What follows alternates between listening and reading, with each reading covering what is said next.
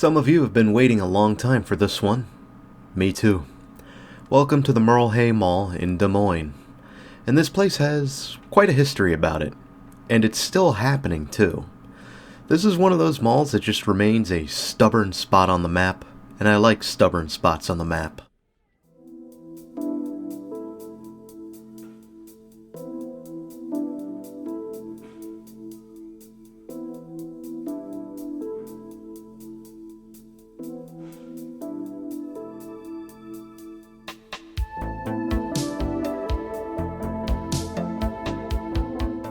Before there was the mall, there was the St. Gabriel's Monastery established in 1921, and this monastery would remain until 1956 when the property would be sold to a pair of developers, Joseph Abel and Bernard Greenbaum, who wanted to develop a multi-million-dollar shopping center.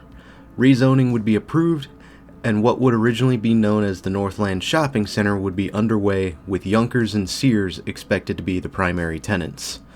While the monastery would be demolished, a new one would be established near Grimes, although it appears that one may have come and gone too.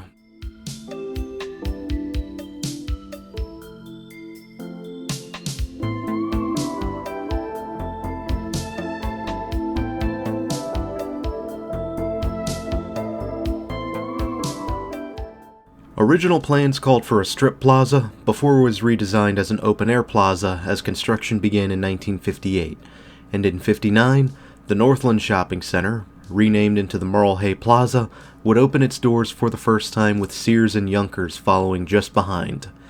And that open-air plaza would eventually become what we're walking through right now.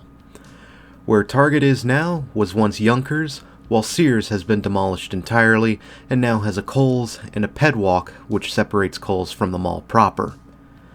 Yeah, this place has undergone a lot of changes over the decades, and after 70 years it still hangs around. The plaza back in the day would host the likes of Walgreens, Kresge, Safeway, as well as a bowling alley in the basement area of the mall. And out of all of those names, only the bowling alley is still in operation.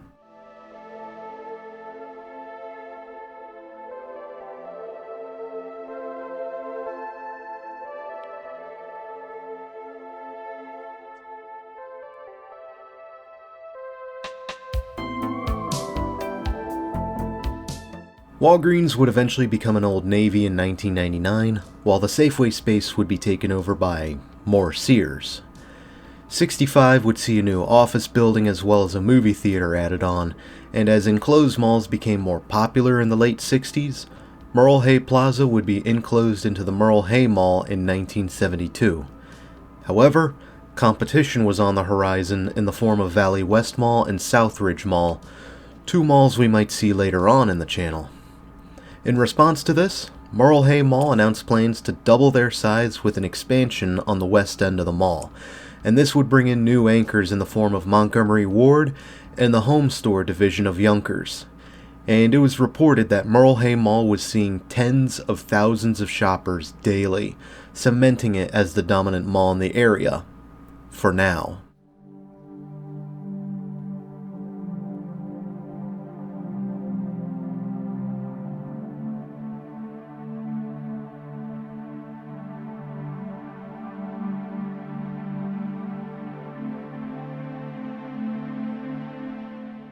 Unfortunately, in 1978, a fire would break out in the original Younkers store, which would cause significant damage and destroy the building.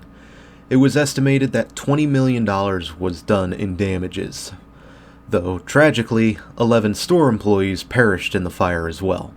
Memorial services would be held for those that perished, with attendance reported at 200 people. Younkers would rebuild their store and reopen a year later, while the cause of the fire was determined to be a hydrogen buildup caused by a leak of alkaline water from the store's heating and cooling, coupled with polyvinyl chloride-coated wires overheating to produce hydrochloric acid. At least that's what the paper says, and this eventually ended up leading to a major lawsuit over the next few years.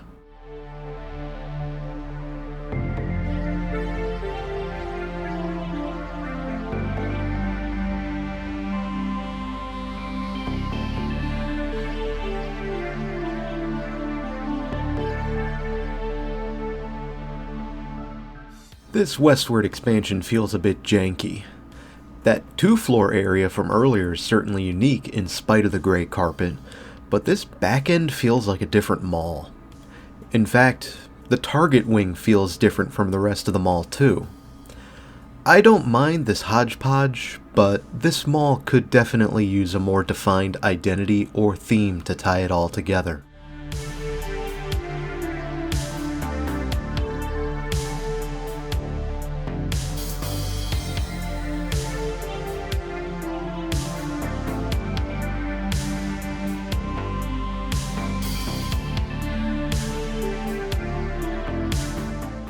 I also got to try Made-Right while here. I was told by many to have them at least once, and while they aren't the best food ever, it's actually not that bad. For those of you outside of the Midwest, the best way I can describe Made-Right is a sloppy Joe crossed with a cheeseburger. And sometimes that's all you need.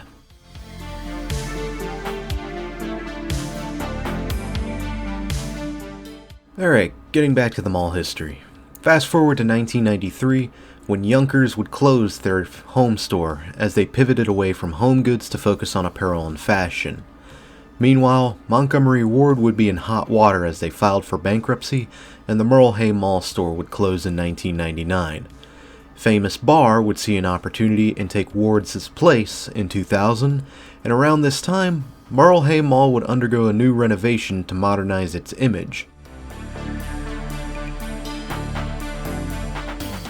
Famous Bar would end up closing in June 2004 as they pulled out of Des Moines entirely, and Yonkers would opt to relocate their primary store into the Famous Bar space a month later, and the old space would be replaced by the aforementioned Target in July 2005.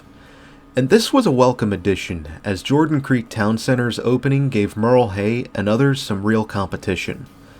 That's another mall I might share some footage of later on. In Jordan Creek's first year of opening, Merle Hay's sales were starting to decrease.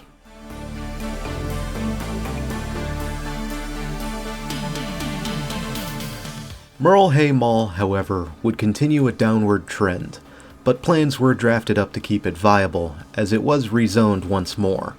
A new entrance was established, and many tenants were shuffled around within the mall to make way for new ones. And then two anchors began to fall in the 2010s. Yonkers would close its doors for the last time at the end of August 2018 as their parent company, Bon-Ton, declared bankruptcy. And after 60 years, Sears would close their doors for the last time in October that year. Although it wasn't all bad news, as the mall would get a hold of Game Day Sports Bar, as well as the Flick's Brew House and the Kids Empire.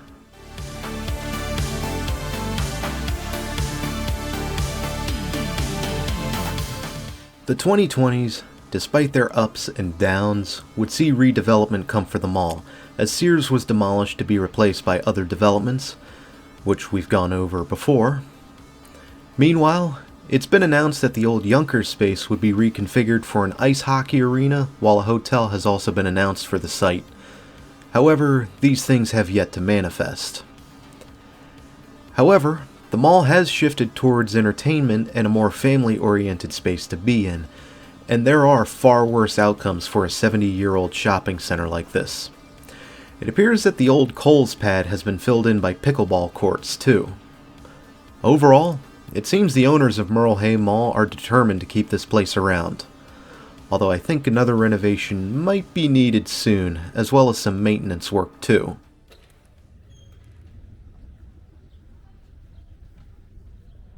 Until next time, Des Moines, this is Doomie Grunt wishing you, and the Merle Hay Mall, farewell, and good luck in the future.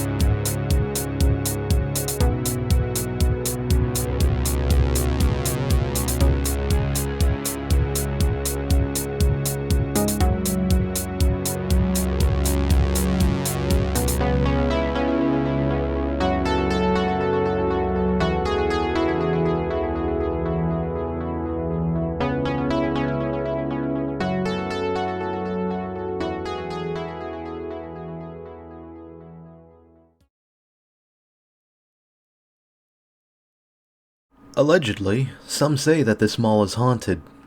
But surely someone's pulling my leg on that. I mean, ghosts can't hang out at malls. Right?